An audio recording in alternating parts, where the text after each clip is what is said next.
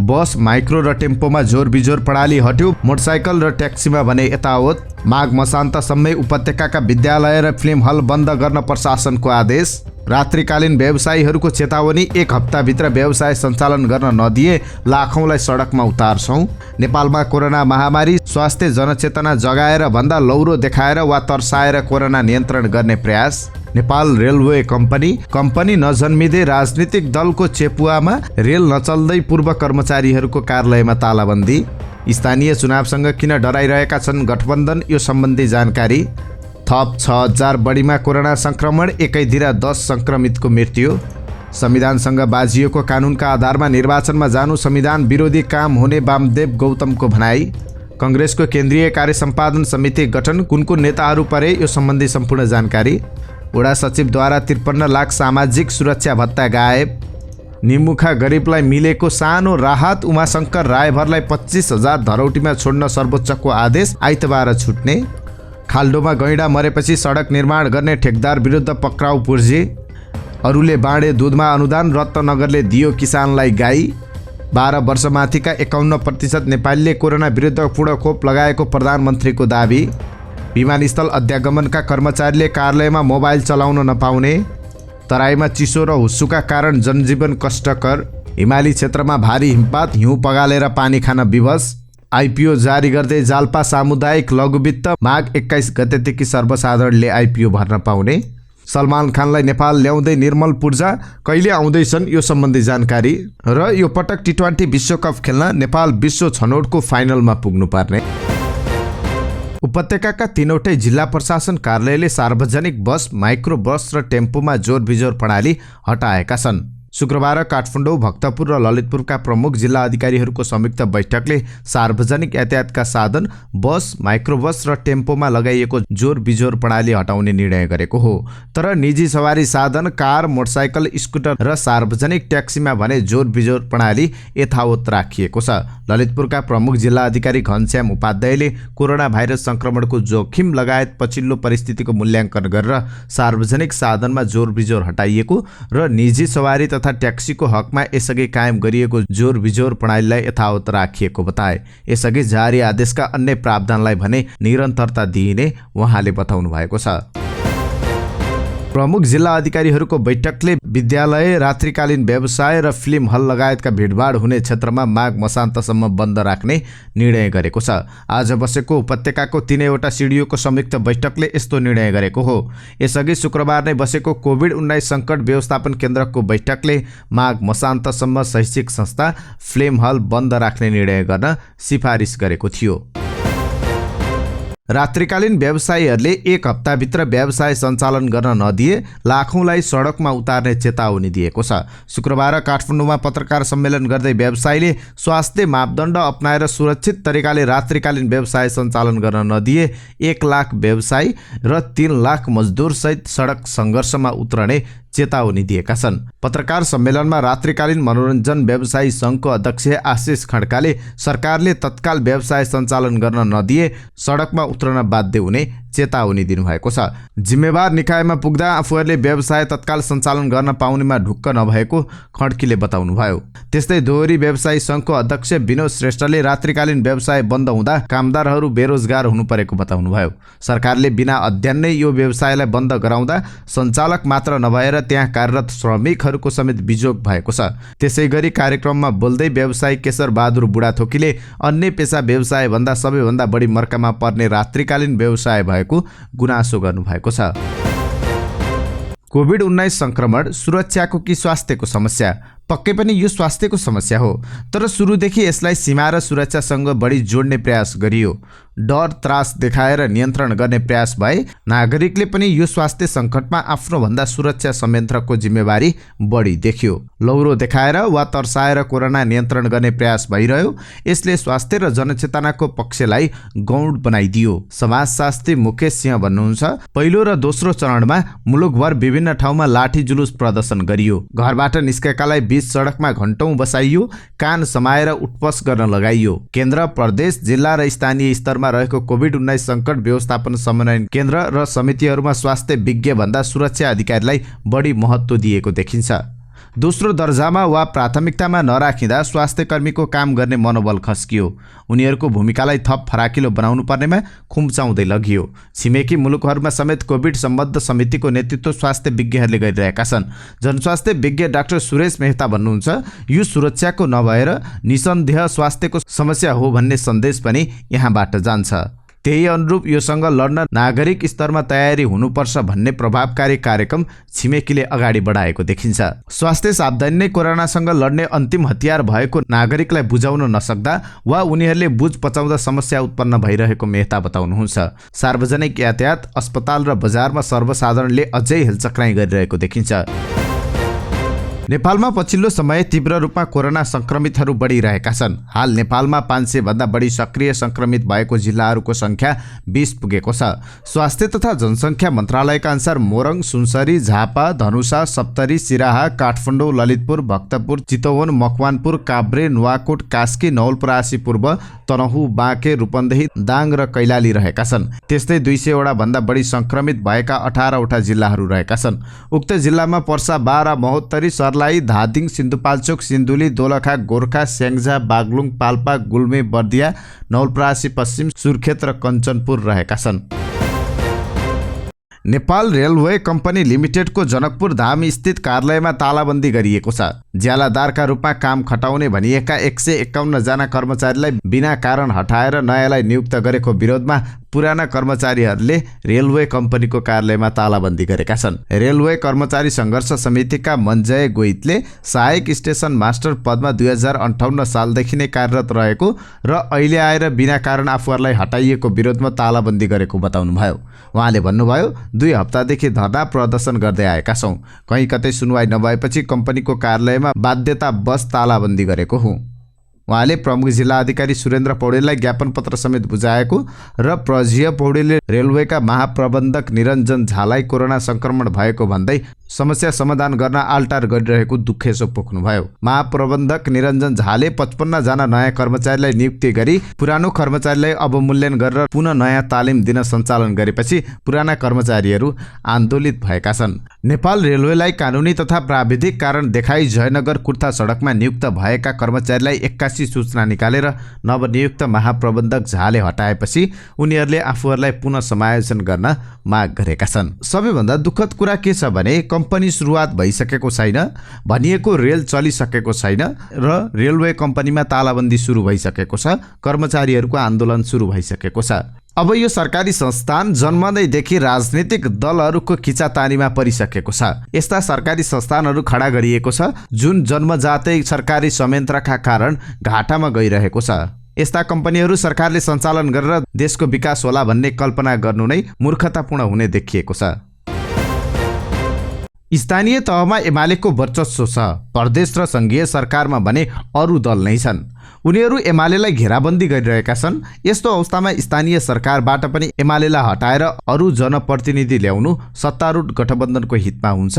तर अहिले भएको प्रतिनिधिको म्याद थपेर किन निर्वाचन धकेल्न लागि परेका छन् गठबन्धनका नेताहरू? पहिलो त यसअघि सुरुमा स्थानीय निर्वाचन हुँदा त्यसले संघीय निर्वाचनलाई प्रभावित पारेको थियो। अहिले पनि त्यस्तै होला भन्ने बुझाइ सत्तारूढ नेताहरूमा देखिन्छ। संघीयतामा सबैभन्दा प्रभावकारी देखिएको स्थानीय तहको निर्वाचन टारेर संघीयतामाथि खेलवाड गर्न खोजिएको बताउँछन् स्थानीय शासनविद डाक्टर श्याम कृष्ण भुर्तेल। संविधानको मर्मलाई खेलवाड गरियो, राजनीतिक दलहरू संविधानको मनसायप्रति प्रतिबद्ध देखिएनन्। डाक्टर भुर्तेल भन्नुहुन्छ, संघीयता र संविधानलाई बलियो बनाउन भन्दा पनि कमजोर बनाउन लागि परेका छन्। ऐन संशोधन गरेर अध्यादेश ल्याएर निर्वाचन सार्नेमा गठबन्धन लागेको छ। तत्कालीन राज्य पुनर्संरचना आयोगका सदस्य समेत रहनुभएका भुर्तेल समयमा निर्वाचन नभए जनताका आधारभूत सेवा प्रभावित हुने बताउनुहुन्छ। स्थानीय जनप्रतिनिधिको कार्यकाल सकिएपछि सार्वजनिक सेवा पूर्ण ठप्प हुने उहाँको भनाइ छ। असोजसँग म्याद थप्दै चलाउने रे उहाँ भन्नुहुन्छ। सङ्घ र प्रदेश जस्तो संसद भङ्ग भए पनि स्थानीय सरकार कहाँ चल्छ? गैर लोकतान्त्रिक कुरा पनि गठबन्धनका नेताहरू गरिरहेका छन्। गठबन्धन राज्य होइन, दलको स्वार्थमा सत्ता टिकाउने मात्र ध्याउनमा लाग्नु हुँदैन। संविधान र सुशासनका कुरा गर्नुपर्छ। नेपालमा थप 6,827 जनामा कोरोना संक्रमण देखिएको छ। देशभरि 19,879 नमुना परीक्षण गर्दा यी संक्रमित देखिएको स्वास्थ्य तथा जनसङ्ख्या मन्त्रालयले जनाएको छ। मन्त्रालयका अनुसार पछिल्लो 24 घण्टामा थप 5,432 जना संक्रमित कोरोना मुक्त भएका छन् भने एकै दिन 10 जनाको मृत्यु भएको छ। नेपालमा सक्रिय संक्रमितको संख्या 89,941 रहेको छ। नेकपा एमालेका नेता वामदेव गौतमले संविधानसँग बाजिएको कानुनका आधारमा निर्वाचनमा जानु संविधान विरोधी काम हुने बताउनु भएको छ। उहाँले भन्नुभएको छ, म यहाँ सिधै तथ्यसङ्गत विषयमा प्रवेश गर्न चाहन्छु। नेपालको संविधानको भाग 18 स्थानीय व्यवस्थापिकाको धारा 225मा उल्लेखित छ, गाउँसभा र नगरसभाको कार्यकाल निर्वाचन भएको मितिले 5 वर्षको हुनेछ। यस्तो कार्यकाल समाप्त भएको 6 महिनाभित्र अर्को गाउँसभा र नगरसभाको निर्वाचन सम्पन्न गर्नुपर्नेछ। स्थानीय तह निर्वाचन ऐन 2073 को परिच्छेद 2 निर्वाचन कार्यक्रम तथा निर्वाचन प्रणालीको दफा 3 को उपदफा 1 मा उल्लेखित छ, सदस्यको निर्वाचन गाउँसभा वा नगरसभाको कार्यकाल समाप्त हुनुभन्दा 2 महिना अगाडि हुनेछ। नेपालको संविधानले भन्यो गाउँसभा र नगरसभाको कार्यकाल समाप्त भएको 6 महिनाभित्र अर्को निर्वाचन सम्पन्न गर्नुपर्नेछ। तर स्थानीय तह निर्वाचन ऐनले भन्यो सदस्यको निर्वाचन गाउँसभा वा नगरसभाको कार्यकाल समाप्त हुनुभन्दा 2 महिना अगाडि हुनेछ। एउटाले भन्यो कार्यकाल समाप्त भएको 6 महिनाभित्र निर्वाचन सम्पन्न गर्नुपर्नेछ, अर्कोले भन्यो कार्यकाल समाप्त हुनुभन्दा 2 महिना अगाडि निर्वाचन हुनुपर्छ। निर्वाचन सम्बन्धी संविधानमा भएको व्यवस्थालाई जानकारीमा नलिनु गम्भीर कमजोरी हुँदै हो। अझ जान निर्वाचन आयोगले संविधानसँग बाजिएको कानुनको प्रावधान कार्यान्वयन गर्न सरकारलाई सिफारिस गर्नु ज्यादै उदेक लाग्दो अवस्था हो। यी दुई भनाई एक अर्कासँग बाजिएका छन्, अर्थात् एक अर्का विरुद्ध लेखिएका छन्। अहिले तुरुन्त निर्वाचन मिति तोक्नुपर्छ भन्ने व्यक्तिहरू निर्वाचन ऐनको प्रावधान बोकेर हिँडेका छन् र पछि निर्वाचन गर्नुपर्छ भन्नेहरू नेपालको संविधानको प्रावधान बोकेर हिँडेका छन्। तर संविधानसँग बाजिएका कानुनी प्रावधानहरू कार्यान्वयन हुन सक्दैनन् भन्ने विषय गम्भीर रूपमा उठेको पाइँदैन। नेपालको संविधानको धारा 1 को उपदफा 1 मा उल्लेखित छ, यो संविधान नेपालको मूल कानुन हो। यस संविधानसँग बाजिने कानुन बाजिएको हदसम्म अमान्य हुनेछ। स्थानीय तह निर्वाचन ऐनको दफा 3 उपदफा 1 नेपालको संविधानसँग बाजिएपछि यो उपदफा सबैका निम्ति अथवा निर्वाचन आयोगका निम्ति पनि अमान्य भएको छ। त्यसो भए गाउँसभा र नगरसभाको कार्यकाल समाप्त हुनु 2 महिना अगाडि निर्वाचन हुनेछ भनेर भन्ने प्रावधान कार्यान्वयन हुन सक्दैन र कार्यान्वयन गर्ने कोसिस गर्नु हुँदैन। यस्तो तथ्यसङ्गत विषयलाई तथानाम आरोप लगाउँदै संविधानले अमान्य ठहर गरेको काम गर्नुपर्छ भन्नु नेपालको संविधानका विरुद्ध हुनेछ। नेपाली कांग्रेसको केन्द्रीय कार्य सम्पादन समिति गठन भएको छ। शुक्रबार बसेको भर्चुअल बैठकले 37 सदस्यीय कार्य सम्पादन गठन गरेको हो। कार्य सम्पादन समितिमा सभापति शेरबहादुर देउवा सहित पदाधिकारी र वरिष्ठ केन्द्रीय सदस्यहरू रहेका छन्। केन्द्रीय कार्य सम्पादन समिति 46 जना रहने व्यवस्था भए पनि हाललाई 37 जना समेटिएका छन्, जसमा सभापति देउवा, वरिष्ठ नेता रामचन्द्र पौडेल, उपसभापति पूर्णबहादुर खड्का, धनराज गुरुङ, महामन्त्री गगन थापा, विश्वप्रकाश शर्मा, सहमहामन्त्री फर्मुल्ला मन्सुर, भीष्मराज आङदाम्बे, उमाकान्त चौधरी, महेन्द्र यादव, महालक्ष्मी उपाध्याय डिना, किशोर सिंह राठौर, बद्री पाण्डे, जीवन परियार समेटिएका छन्। यस्तै गोपालमान श्रेष्ठ, प्रकाशमान सिंह, विमलेन्द्र निधि, विजय कुमार कक्षेदार, कृष्ण प्रसाद सिटौला, डाक्टर शशाङ्क कोइराला, चित्रलेखा यादव, डाक्टर रामशरण महत, अर्जुनहर सिंह केसी, डाक्टर प्रकाश शरण महत, सुनिल बहादुर थापा, डाक्टर शेखर कोइराला, बलबहादुर केसी, बालकृष्ण खाँड, ज्ञानेन्द्र बहादुर कार्की समेटिनु भएको छ। यस्तै उमा रेग्मी, रमेश रिजाल, डाक्टर नारायण खड्का, जीव छिरिङ लामा, एनपी साउद, जीवन बहादुर साई पनि केन्द्रीय कार्य सम्पादन समितिमा समेटिनु भएको छ। नुवाकोटको पञ्चकन्या गाउँपालिका 2 को वडा कार्यालयका वडा सचिव सरिता राउत समेत 3 जना विरुद्ध आधा करोड भन्दा बढी भ्रष्टाचार गरेको आरोपमा मुद्दा दायर भएको छ। अख्तियार दुरुपयोग अनुसन्धान आयोगले वडा सचिव राउत, कार्यालय सहायक रामकुमारी गिरी र कार्यालय सहयोगी नील प्रसाद मिश्र विरुद्ध 53,01,856 बिगो कायम गरी सार्वजनिक सम्पत्ति हानि नोक्सानी गरी भ्रष्टाचार गरेको सम्बन्धी विशेष अदालतमा मुद्दा दायर गरेको छ। गत चैत 24 गते रातको समयमा सामाजिक सुरक्षा भत्ता वितरण गर्ने गरी ल्याइएको रकम र विभिन्न शीर्षकबाट उठेको राजस्व रकम शङ्कास्पद रूपमा हराएको घटना सम्बन्धमा आवश्यक अनुसन्धान गरिपाऊँ भन्ने उजुरी निवेदन सम्बन्धमा अख्तियारले अनुसन्धान गरेको थियो।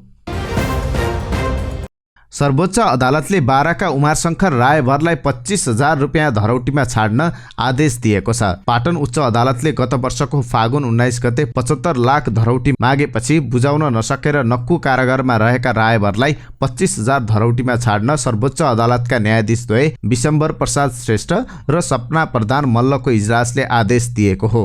सर्लाहीका सरोज कुमार मिश्रले जागिर लगाइदिने प्रलोभनमा उमाशंकरको नागरिकतालाई लिए हस्ताक्षर र ल्याप्चे समेत दुरुपयोग गरेर विभिन्न कम्पनी खोलेका थिए। ती कम्पनीबाट करिब 1 अर्ब 4 करोड रुपियाँ राजस्व ठगी गरेको भन्दै मिश्र सहित 17 जना विरुद्ध उच्च अदालत पाटनमा मुद्दा चलाइएको थियो। त्यसमध्ये रायभरमाथि 28 करोड रुपियाँ ठगी गरेको अभियोग थियो। सर्वोच्च अदालतले कसुरमा रायभरको भूमिका, त्यहाँबाट उनले लाभ नलिएको अवस्था र उनको पारिवारिक स्थितिलाई समेत विचार गरी 25,000 रुपियाँ धरौटी माग्ने आदेश दिएको छ। रायभरका काका रूपनारायण रायभरले आइतबार धरौटी जम्मा गरेपछि उमाशंकर जेलमुक्त हुनेछन्। सर्वोच्च अदालतमा रायभरको पक्षबाट अधिवक्ता राधिका खड्का, टीकाराम भट्टराई, सुनिल पोखरेल, जनार्दन बन्जाडे र रञ्जना अर्यालले निशुल्क रूपमा बहस गर्नुभएको थियो। रायभरलाई उच्च अदालत पाटनका न्यायाधीश द्वय अच्युत विष्ट, दिपेन्द्र बहादुर बमको इजलासले 75 लाख नगद धरौटी वा सो बराबरको जेठा जमानत बैंक जमानत लिई तारिकमा राख्नु भन्ने आदेश दिएको थियो। जमानत बुझाउन नसकेपछि रायभर जेल चलान भएका थिए। सडक विस्तारको क्रममा गैंडा मरेको विषयमा चितवन राष्ट्रिय निकुञ्ज कार्यालयले सडक निर्माण कम्पनीका प्रतिनिधि विरुद्ध पक्राउ पूर्जी जारी गरेको छ। निकुञ्जका सूचना अधिकारी रहेका सहायक संरक्षण अधिकृत गणेश प्रसाद तिवारीका अनुसार बुधबार निर्माण कम्पनी इन्डो सगुन जेबीका सञ्चालक सहदेव खड्का विरुद्ध पक्राउ पूर्जी जारी भएको हो। भक्तपुर गोन्दाङमा आइतबार दिउँसो खाल्डोमा परेर गैंडा मरेको थियो। पूर्व पश्चिम महेन्द्र राजमार्गको भरतपुर सडक खण्ड अन्तर्गत पर्ने नारायणगढ पुलचोकदेखि गोन्दाङसम्मको 6 किलोमिटर 80 मिटर सडकलाई 6 लेनको फराकिलो सडक बनाइदै थियो। सडक किनारको नाला ढलान गर्ने प्रयोजनका लागि खनेको खाल्डोमा परेर गैंडा मरेको हो। ढलान सकिए पनि खाल्डो नपुरेर त्यसै छोडेका कारण त्यसैमा परेर लगभग 11 वर्षको भाले गैंडाको ज्यान गएको थियो। स्थानीय तहहरूले दुग्ध उत्पादन किसानहरूलाई राहत दिने भनेर उत्पादित दूधमा अनुदान दिने गरेका छन्। चितवनका स्थानीय तहहरूले कुनै कुनै किसानहरूलाई प्रति लिटर 3 रुपियाँ, कुनैले 2 रुपियाँ अनुदान दिने गरेका छन्। रत्ननगर नगरपालिकाले भने दूधमा नभई गाईमै अनुदान दिन थालेको छ। यस नगरपालिकाले विपन्न किसानलाई 50% अनुदानमा गाई दिन थालेको छ। किसानलाई गाईमा अनुदान दिन यस वर्ष आन्तरिक स्रोतबाट 1 करोड रुपियाँ बजेटको व्यवस्थापन गरिएको मेयर नारायण बनले जानकारी दिनुभयो। आर्थिक अभावका कारण काम अघि बढाउन नसकेका किसानलाई लक्षित गरेर गाई वितरण कार्यक्रम सुरु गरिएको छ। मेयर बनले भन्नुभयो, नगरपालिकाका कर्मचारीले अनुदानमा गाई दिन आवश्यक किसानको पहिचान गरेपछि वितरण गर्ने गरेका छौँ। नगरपालिकाले छुट्याएको 1 करोड रुपियाँलाई 50% मानेर 200 भन्दा बढी गाई वितरण गरिने उहाँले जानकारी दिनुभयो। यो कार्यक्रमले किसानलाई उद्यमी बन्न सघाउने मेयरले दाबी गर्नुभएको छ। प्रधानमन्त्री शेरबहादुर देउवाले 12 वर्ष माथिका 59% नेपाली नागरिकले पूर्ण मात्रा र 71%ले कम्तीमा 1 मात्रा कोभिड विरुद्धको खोप लगाएको जानकारी दिनुभएको छ। प्रधानमन्त्री देउवाले शुक्रबार स्वास्थ्य मन्त्रालय, स्वास्थ्यकर्मी, सञ्चारकर्मी, दात्री निकाय लगायत सबै सहयोगकर्तालाई धन्यवाद दिने क्रममा उक्त जानकारी दिनुभएको हो। त्रिभुवन विमानस्थल अध्यागमनका कर्मचारीले कार्यालय समयमा मोबाइल चलाउन नपाउने भएका छन्। त्रिभुवन विमानस्थल अध्यागमन कार्यालयले शुक्रबार एक सूचना जारी गर्दै अराइभल कक्ष र डिपार्चर कक्षमा खटिएका कर्मचारीलाई कार्यालय समयमा ल्यान्डलाइन र अफिसियल मोबाइल मात्र प्रयोग गर्न निर्देशन दिएको छ। मोबाइल चलाएको या नचलाएको बारे अध्यागमन अधिकृतले अनुगमन गर्नुपर्ने, मोबाइलको व्यक्तिगत प्रयोगको मात्रालाई नियन्त्रण तथा नियमन गर्नुपर्ने सूचनामा उल्लेख छ। अत्यावश्यक काम परेको अवस्थामा भने वरिष्ठ अध्यागमन अधिकृतलाई जानकारी गराएर फोन गर्न पाइनेछ। कर्मचारीले सम्पूर्ण व्यक्तिगत मोबाइल आफ्नो लकरमा राख्न विभागले निर्देशन दिएको छ। केही दिन यता बढेको चिसोका कारण उदयपुरको जनजीवन प्रभावित भएको छ। बाक्लो हुस्सो र चिसो हावाका कारण स्थानीयवासीहरूको जनजीवन कष्टकर बन्दै गएको छ। केही दिन यता बढेको अत्याधिक चिसोका कारण जिल्लाको जनजीवन प्रभावित भएको बेला यहाँका अति गरिब तथा विपन्न समुदायको जनजीवन नराम्ररी प्रभावित बनेको छ। चिसो बढेपछि धेरैजसो ठाउँमा आगो बाल्न थालिएको छ। न्यानो हुन आगो बालेर ताप्ने गरिएको छ। केही दिन यतादेखि जिल्लामा हुस्सो र कुहिरो लागेको छ। चिसोका कारण दैनिक ज्याला मजदुरी गर्ने श्रमिक सबैभन्दा धेरै मर्कामा परेका छन्। बालबालिका र ज्येष्ठ नागरिकको स्वास्थ्यमा समस्या देखिन थालेको छ। चिसोका कारण सहर बजार तथा सार्वजनिक ठाउँमा चहल पहल समेत घटेको छ। दार्चुलाको हिमाली क्षेत्रमा 2 दिनदेखि भारी हिमपात भइरहेको छ। बाक्लो हिमपातपछि जनजीवन कष्टकर बनेको छ। ब्यासको छाङ्ग्रुमा रहेका सुरक्षाकर्मीले हिमपातका कारण कष्टकर जीवन बिताउनु परेको छ। एक सुरक्षाकर्मीले कष्टकर जीवन बिताउनु परेको बताउनु भएको छ। सशस्त्र प्रहरी गुल्म बाहिर निस्कन सकिने अवस्था छैन। हिउँ पग्लाएर पानी खाएर बसेका छौं। पानी भर्न जान पनि 2 फिट बढी हिउँ जमेको छ। पानीको पाइप पुरै बरफ बनेको छ। पानी खाने विकल्प नभएपछि हिउँ पगालेर पानी बनाउँदै पिउँछौं। चिसो अत्याधिक बढेका कारण बिहानदेखि रातिसम्म आगो तापेर दैनिकी बिताउनु परेको छ। अहिले यो क्षेत्रमा नेपाल प्रहरी, सशस्त्र प्रहरी र गाउँमा एक जना चौकीदार मात्रै छन्। पहिलेकै हिउँ पग्लिएको थिएन। थप हिउँ परेपछि जाडो एकदमै बढेको छ। गाउँसम्मै बाक्लो हिमपात भएपछि चारैतिर सेताम्मे भएको छ। यस क्षेत्रमा गत वर्षदेखि सशस्त्र प्रहरी 12 मास बस्न थालेको हो। गत वर्ष पनि यो क्षेत्रमा सशस्त्र प्रहरीले हिउँ पगालेरै पानीको प्रयोग गर्नु परेको थियो।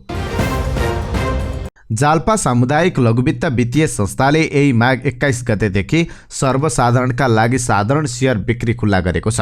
कम्पनीले प्रतिकिता 100 अङ्कित मूल्यमा 5 करोड 22 लाख मूल्य बराबरको 5,22,000 किता प्रारम्भिक सार्वजनिक निष्कासन आइपिओ को बिक्री खुल्ला गर्न लागेको हो। निष्कासन गरिने साधारण सेयर मध्ये 5% अर्थात् 26,500 किता सामूहिक लगानी कोषलाई छुट्याइएको, जारी पुँजीको 0.5 अर्थात् 8,000 किता सेयर कर्मचारीलाई सुरक्षित गरी बाँकी रहने 4,87,900 किता सेयर खरिदका लागि सर्वसाधारणले यही माघ 11 गतेदेखि आवेदन दिन पाउने कम्पनीले जारी गरेको आह्वान पत्रमा उल्लेख छ। कीर्तिमानी नेपाली आरोही निर्मल पूर्जाले बलिउड अभिनेता सलमान खानलाई उपहार स्वरूप आफ्नो बायोग्राफी पुस्तक हस्तान्तरण गरेका छन्। आफ्नो जीवनी बारेको पुस्तक हस्तान्तरण गर्दै आरोही पूर्जाले नेपाल आउन सलमान खानलाई निम्तो समेत दिएका छन्। इन्स्टाग्राममा निर्मलले लेखेका छन्, सलमान भाइसँग आनन्ददायक भेटघाट रह्यो। मेरो देशमा चाँडै भेट हुनेछ। निर्मलले पछिल्लो समय नेटफ्लिक्सको चर्चित डकुमेन्ट्री 14 पिक्स नथिङ इज इम्पोसिबलबाट चर्चित बनेका छन्। चौधरी ग्रुपका निर्देशक निर्माण चौधरी मार्फत पूर्जाले सलमानलाई भेटेका हुन्। सलमान र निर्माण बीच राम्रो सम्बन्ध रहेको छ। 7 महिना अघि संसारका 14 अग्ला हिमाल आरोहण गरेर विश्व कीर्तिमानी राखेका म्याग्दीका आरोही पूर्जाले संसारका चर्चित सेलिब्रिटीलाई जुटाएर काठमाडौँमा भव्य कार्यक्रम आयोजना गर्ने तयारी गरेका छन्। उक्त कार्यक्रमका लागि सलमानलाई नेपाल आउन निम्तो दिएका हुन्। सोही कार्यक्रममा आउन निर्मलले विश्व चर्चित डिस्कभरी च्यानलका होस्ट बियर गिल्सलाई पनि निम्तो दिएका छन्। निर्मल निकट स्रोतका अनुसार सलमानले नेपाल आउने वचन निर्मललाई दिएका छन्। यसअघि दबंग रिलोडेड कार्यक्रममा नेपाल आउने भनिए पनि विवाद सिर्जिएपछि सलमानको नेपाल कार्यक्रम स्थगित भएको थियो। आइसिसी पुरुष टी20 विश्वकप अन्तर्गत समूह ए को छनौट प्रतियोगिता आगामी फागुन 6 गतेदेखि ओमनमा हुँदैछ। समूह एमा नेपाल र आयोजक ओमन सहित Bahrain, Canada, Germany, Ireland, Philippines, UAE गरी 8 टिम रहेका छन्। समूह एलाई पनि समूह 1 र समूह 2 मा विभाजन गरिएको छ। समूह 1 मा नेपाल, ओमन, फिलिपिन्स र क्यानाडा रहेका छन्। समूह 2 मा बहराइन, जर्मनी, आयरल्यान्ड र युएई रहेका छन्। समूह ए र 2 का शीर्ष 2 टिम सेमिफाइनलमा पुग्नेछन्। फाइनल पुग्ने 2 टिमले यही वर्षको अन्त्यमा अस्ट्रेलियामा हुने विश्वकपमा स्थान पक्का गर्नेछन्। नेपालको विश्वकपमा स्थान पक्का गर्न समूह 1 को शीर्ष 2 भित्र पर्नुपर्नेछ। त्यसपछि सेमिफाइनलको खेल जिते नेपाल यही वर्षको अन्त्यमा अस्ट्रेलियामा हुने टी20 विश्वकपमा छनौट हुनेछ। नेपालले विश्व छनौट अघि 4 देश सम्मिलित टी20 सिरिज खेल्नेछ। ओमनमा हुने सिरिजमा नेपाल सहित युएई, आयरल्यान्ड र घरेलु टिम बीच प्रतिस्पर्धा हुनेछ। विश्वकप अघि नेपालले तयारी स्वरूप सिरिज खेल्न लागेको हो। सिरिज माघ 28 मा सुरु भएर फागुन 2 मा सकिनेछ। नेपालले पहिलो खेल माघ 28 मा ओमन, दोस्रो खेल माघ 29 मा युएई र तेस्रो खेल फागुन 2 मा आयरल्यान्डसँग खेल्नेछ। हाल नेपाली टिमले स्वदेशमै अन्तिम तयारी गरिरहेको छ। नेपाल माघ 26 मा ओमन जाने कार्यक्रम रहेको छ।